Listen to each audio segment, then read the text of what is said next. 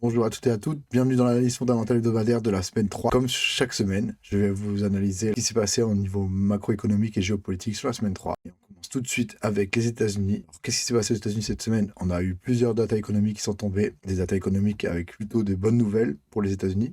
Tout d'abord, on va commencer par les ventes au détail. Les ventes au détail battent les attentes. On était à 4% l'année précédente, on est à 5,6% cette année. En vente au détail year to year. Si on part sur les ventes au détail mois par mois, on était à 0,3% au mois précédent, on était à 0,3% au mois précédent et on termine à 0,6% ce mois-ci. Donc une petite augmentation de 0,3% et sachant qu'on était attendu à 0,4%, donc plus 0,2% par rapport aux attentes. Donc c'est extrêmement positif pour l'économie américaine, malgré le fait qu'il y ait une perturbation au niveau des approvisionnements en marchandises, surtout une augmentation des coûts liés à celle-ci. On voit quand même que les ventes continuent d'augmenter, donc à surveiller, voir si ça continue toujours dans ce sens-là. Ensuite, on a la production industrielle qui est tombée également et qui est en augmentation et qui est au-delà des attentes. Donc l'année dernière, on était à moins 0,6%. Là, cette année, on a plus 1%. Et si on compare mois par mois, on était à 0% le mois précédent. Et là, on est à plus 0,1%. Donc, une petite augmentation. Ça souligne que l'industrie américaine se porte bien. On a également les chiffres de l'immobilier qui sont tombés avec l'Housing Market Index qui a battu les objectifs qui étaient prévus. Donc on était à 37 le mois précédent, on est à 44 ce mois-ci, sachant qu'on était attendu à 39. Donc ça veut dire que les ménages américains recommencent à investir dans l'immobilier, et c'est quelque chose d'extrêmement positif. En ce qui concerne l'emploi américain, on a les demandes d'emploi qui sont tombées, et elles sont en baisse également. On était à 203 000 demandeurs d'emploi le mois précédent, on tombe à 187 000, sachant qu'on en attendait 207 000. Donc c'est extrêmement positif aussi pour le marché de l'emploi américain, qui se porte bien, et malgré le fait que la politique soit restrictive, politique monétaire bien évidemment, on voit que l'impact sur l'économie n'est pas si négatif que ça. Donc on voit une économie qui repart et qui est positive, et corroboré d'autant plus qu'on a le Michigan Consumer Sentiment qui est tombé aussi vendredi et qui explose les attentes. On était à 69,7 le mois précédent, on est à 78,8 ce mois-ci, sachant qu'on était attendu à 70. Donc vraiment, on est dans une petite bulle positive en ce moment, du coup, pour cette semaine. Tout va bien aux US. Alors, on a eu plusieurs membres de la Fed qui ont quand même pris la parole par rapport à la politique monétaire. Donc, qu'est-ce qui se passe? On a une inflation en ce qui concerne les biens qui est revenue à quasiment à la normale. Par contre, en ce qui concerne les services, même si on est dans le bon sens, il y a encore du travail à faire. Par contre, plusieurs membres de la Fed soulignent et veulent mettre en évidence que la baisse des taux ne sera pas pour tout de suite, et ils trouvent que le marché est beaucoup trop optimiste concernant ces baisses de taux, parce qu'on voit les marchés qui explosent à la hausse, notamment dû à un sentiment de confiance en une baisse des taux très proche. Beaucoup d'institutionnels ont annoncé des baisses de taux en mars, mais la Fed dément et dit que même si l'inflation se veut plutôt rassurante, elle n'est pas encore sous contrôle, parce qu'on l'a vu dans les datas de ces pays.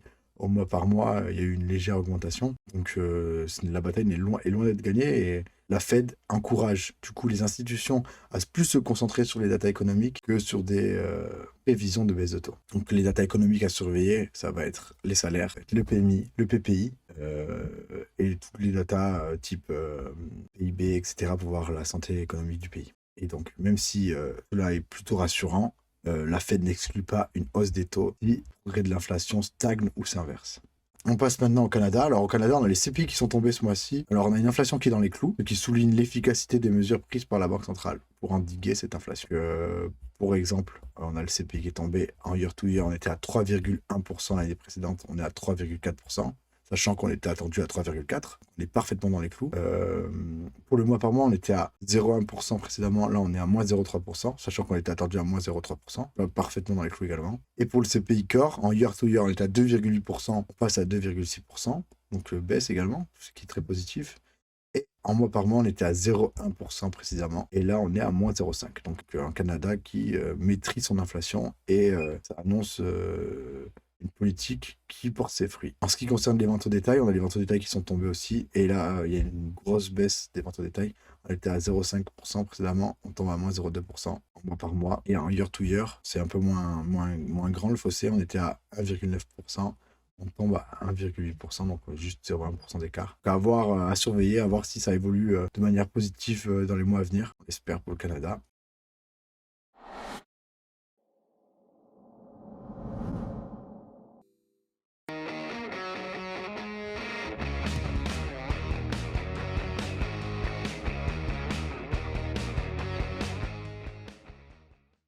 ou si c'est uniquement la France de la finance universelle. On passe tout de suite aux données économiques et politiques du UK et de l'Europe. Donc, qu'est-ce qui s'est passé dans l'Eurozone? On a une production industrielle qui est en légère hausse, mais qui tombe dans les clous des prévisions qui avaient été faites. Donc, on était à moins 0,7 précédemment, on tombe à moins 0,3 et on était attendu à moins 0,3, donc parfait pour la production industrielle européenne. On est dans les clous. On a le CPI également qui est tombé. Alors, on a un constat qui est très similaire à celui des États-Unis la semaine dernière, avec une stagnation et une légère hausse. Surtout une légère hausse sur la vision court-termiste lorsqu'on compare les CPI mois par mois. Donc pareil, même constat que pour les US, on peut dire au revoir aux baisses de taux annoncées ou prévues, entre guillemets, par les institutionnels en Q1 et Q2. Va être la Fed, tous les membres de la Fed disent qu'il va falloir surveiller les datas et que la baisse des taux va probablement pas arriver avant 2025. Donc pour les chiffres exacts, pour le CPI mois par mois, on était à moins 0,6% le mois précédent. On passe à 0,2%. Pour le CPI year to year, on était à 2,4% précédemment, on passe à 2,9%. Pour le CPI core, on était à moins 0,6%, on passe à 0,5%. Et pour le CPI core year to year, on était à 3,6%, on passe à 3,4%. Donc voilà, des belles augmentations. Une petite baisse sur le CPI core, year to year. Mais quand même, en mois par mois, on est sur des légères augmentations, donc une stagnation. Tout dépend du CPI, si c'est le CPI classique ou le CPI core qu'on choisit. Mais du coup, voilà, c'est à surveiller. Donc, en termes de politique monétaire, Lagarde nous dit que l'inflation va atteindre les 2% d'objectif, mais que les marchés sont beaucoup trop optimistes à propos des baisses de taux, et cela dessert même la lutte contre l'inflation. Donc, les datas à surveiller lors de ces prochains mois seront l'augmentation des salaires. Car si les salaires continuent d'augmenter, cela peut alimenter l'inflation. Et du coup, les baisses de taux seront peut-être envisagées soit entre l'été 2024 et la fin d'année 2024, soit début 2025. En UK, on a le marché de l'emploi qui sont tombés et il est assez mitigé le bilan. On a des pertes d'emploi et une plus faible augmentation des salaires. On a un taux de chômage qui est stable à 4,2%, sachant qu'on était attendu à 4,2% et qu'on avait fait pareil le mois précédent. Et par contre, c'est l'average weekly earning qui était à 7,2% et qui passe à 6,5%. Ça veut dire des salaires en baisse. On a les CPI UK qui sont tombés également et ils sont également aussi en hausse en UK. Pour le CPI classique, en year to year, on était à 3,9% précédemment, on passe à 4%. Pour le CPI mois par mois, on était à moins 0,2%, on passe à 0,4%. Et pour le CPI core, en year to year, on était à 5,1%, on reste à 5,1%. Mais on était attendu à 4,9%, donc on ne baisse pas comme c'était espéré. Et pour le CPI core mois par mois, on était à moins 0,3% précédemment, on passe à 0,6%, alors qu'on était attendu à 0,4%. Donc on avait quand même une hausse des CPI qui était prévue pour ce mois de décembre, sûrement dû à une augmentation de la saisonnalité de la demande. Mais du coup, on voit que on n'est pas dans les clous. C'est léger, c'est rattrapable, mais on n'est pas dans les clous. Alors que ce soit pour les UK, pour l'Europe ou pour les États-Unis, c'est à peu près le même constat. En termes de ventes tout détail, on a les ventes au détail qui sont tombées et elles sont en baisse. On était à 1,4% précédemment, on tombe à moins 3,2%, donc une énorme baisse quand même, sachant qu'on était attendu à moins 0,5%.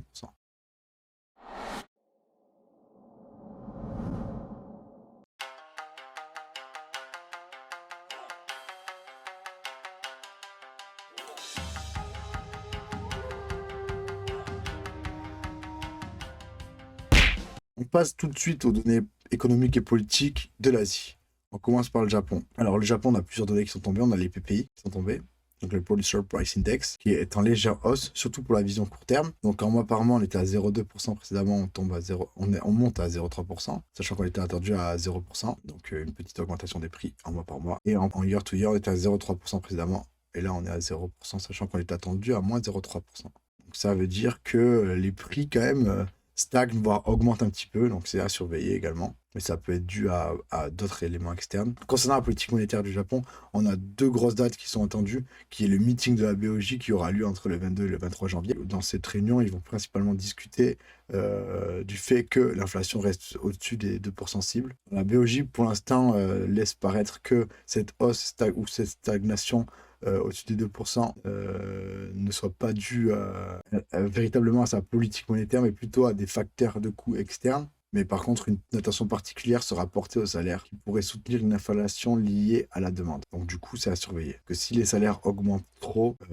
ça peut être signe d'une inflation mal contrôlée. En Chine, la Banque centrale chinoise, elle maintient ses taux d'intérêt, ses taux de prêt moyen 2,5% 2%, sachant qu'on les attendait à 2,40%, donc en légère baisse. Et ça à cause d'un yuan qui subit des pressions de plus en plus sur le marché. Et cette faiblesse de la monnaie limite la portée de l'assouplissement monétaire à court terme, stimuler l'économie. On a également le PIB qui est tombé, et il loupe un peu les attentes du marché, mais il reste quand même au-dessus des 5% fixés par le gouvernement, donc c'est plutôt positif. On était à 4,9% précédemment. Là, on fait un Q4 à 5,2%, sachant qu'on était attendu à 5,3%. Et si on compare trimestre par trimestre, on était à 1,5% au trimestre précédent, et là, on fait 1%, sachant qu'on était attendu à 1%. Voilà, on est pas trop mal au niveau du PIB chinois. Par rapport aux ventes au détail qui sont tombées également, elles sont en baisse. On était à 10,1% précédemment. Là, elles tombent à 7,4%, sachant qu'on les attendait à 8%. Donc, une petite baisse. Un peu en deçà des attentes, mais c'est vraiment très inquiétant.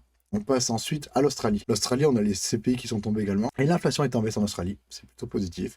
On était à 4,9% précédemment. On tombe à 4,3%, sachant qu'on était attendu à 4,4%. Et pour la Nouvelle-Zélande, on a le Manufacturing PMI qui est tombé. On était à 46,7%. Et là, on est à 43,1%. Donc, le secteur manufacturier qui est en baisse. On est bien en dessous des 50 et qui baisse fortement. Donc, plutôt inquiétant pour l'industrie néo-zélandaise. On passe ensuite au pétrole. Concernant le pétrole, le pétrole brut reste stable pour l'instant, avec un prix au baril à 78,60. Malgré les grosses pressions géopolitiques dont il subit les pressions au Moyen-Orient, pour l'instant, on voit que le prix est plutôt stable. Il oscille entre 75 et 80 $. Donc, à voir comment ça évolue. Et pour le pétrole WTI, pareil, légère augmentation par rapport à la semaine dernière. On est à 73,42 $. La semaine dernière, on était à 72 $. Concernant le marché de l'or, pareil, on est sur une petite stagnation. La semaine dernière, on était à 2044 $ l'once. Là, on est toujours autour de 2000 $ l'once. On est à un prix actuel qui est à 2029 $ l'once.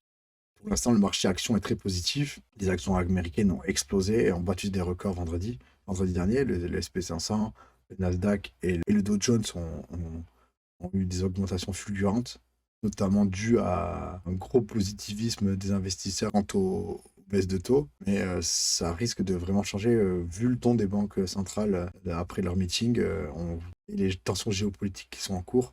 On peut voir un regain de peur qui peut envahir le marché. Et donc, du coup, il y a quand même un certain risque actuellement. Donc, c'est à surveiller, notamment la géopolitique. Et on y vient de suite.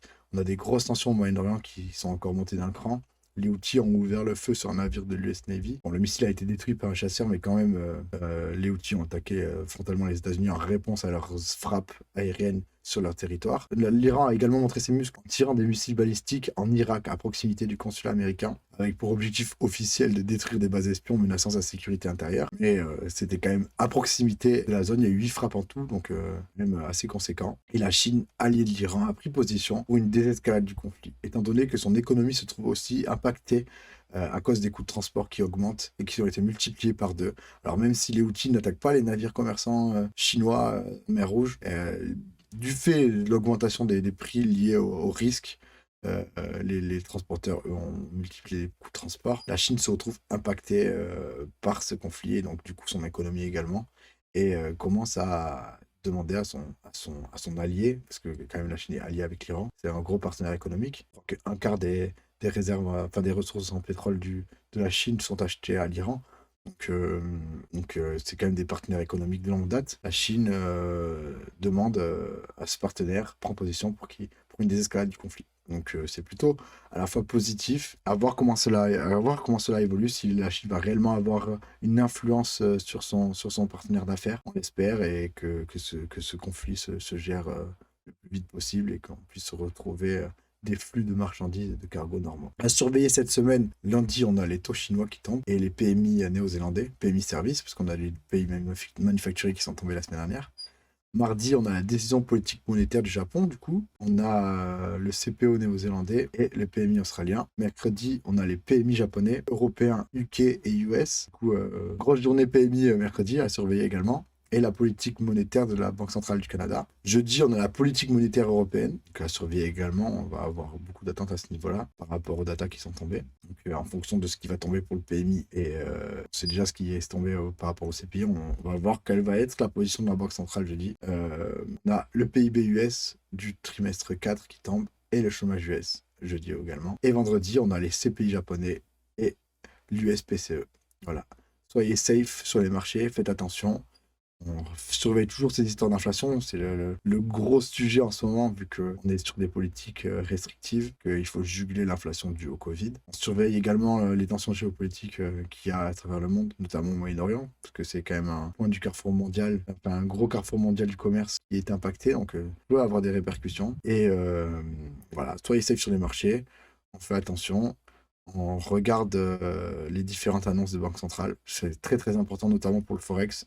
Ça vous donnera si vous devez acheter ou vendre euh, des positions. Si par exemple on a une banque centrale américaine qui annonce une rehausse des taux, vous allez savoir que ça va renforcer le dollar. Et donc du coup, vous allez plutôt chercher à des shorts sur l'euro USD par exemple, ou à des achats sur des paires comme dollar versus une autre devise, et vice-versa. Donc on surveille ce qui se passe dans cette course à la baisse des taux. La première banque centrale qui annoncera une baisse des taux verra la valeur de sa monnaie diminuer, donc c'est à surveiller, et soyez safe en tout cas. Bonne journée, merci, au revoir.